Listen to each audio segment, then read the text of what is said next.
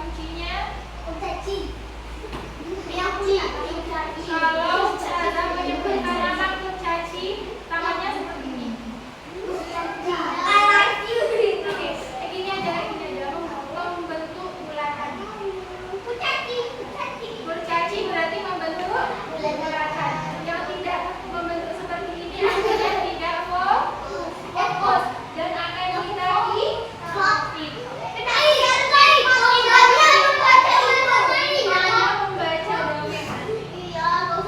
Sebelum kita baca,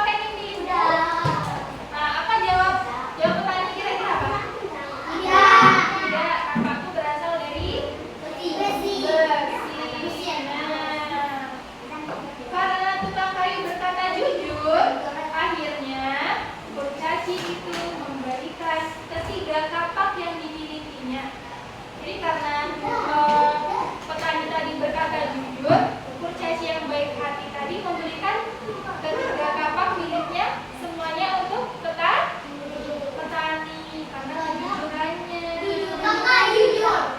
Nah, pelajaran yang bisa kita ambil apa di sini? Kejujuran itu bisa membawa kebaikan.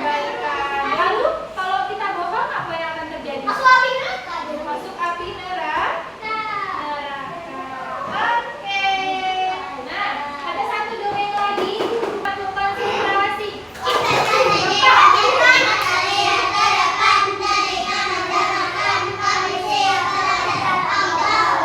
Akbar. Siapa yang ingin jadi orang yang jujur takbir?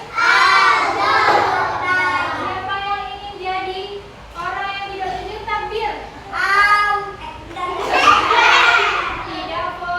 Konsentrasi di sini ya, Ska.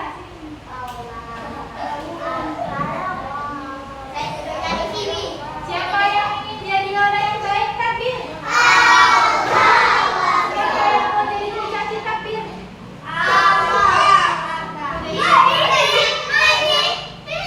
Mau jadi kurcaci? Kurcaci baik tapi tadi kurcacinya.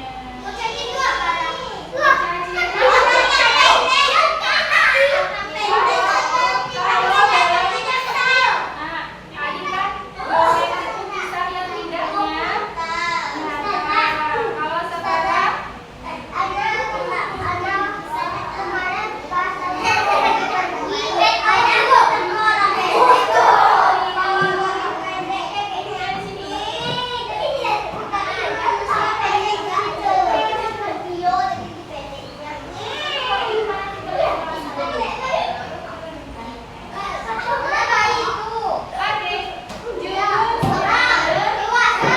kejujuran yang menguntungkan. Ada 3 tokohnya ya. Yang pertama pengemis, yang kedua pedagang, yang ketiga hakim. Apa tugas hakim? Apa tugas hakim? Menangani semua masalah supaya akhirnya adil. Ada seorang pengemis jujur, pengemisnya jujur yang menemukan sebuah tas. Ambil aja nih tasnya ya. Pengemisnya menemukan tas. Wah, aku dapat tas. Aku bisa beli makanan hari ini. Alhamdulillah ya Allah.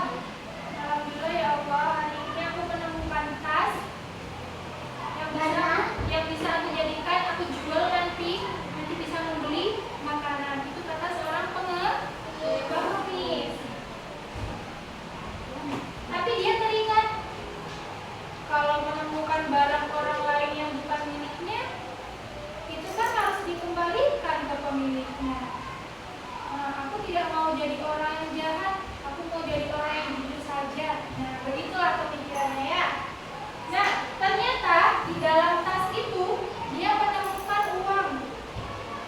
Dilihat uangnya. Banyak sekali, ada 100 koin emas. Banyak atau tidak? Banyak, ada 100 koin emas. Ternyata tas itu milik seorang pedagang yang ada di pasar. Nah, kemudian pedagang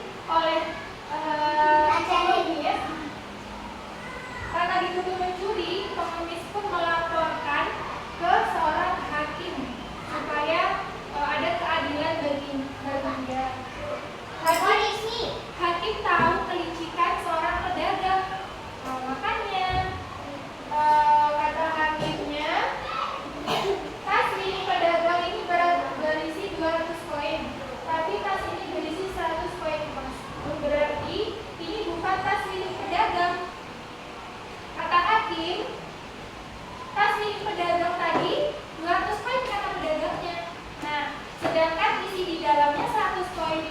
Berarti ini bukan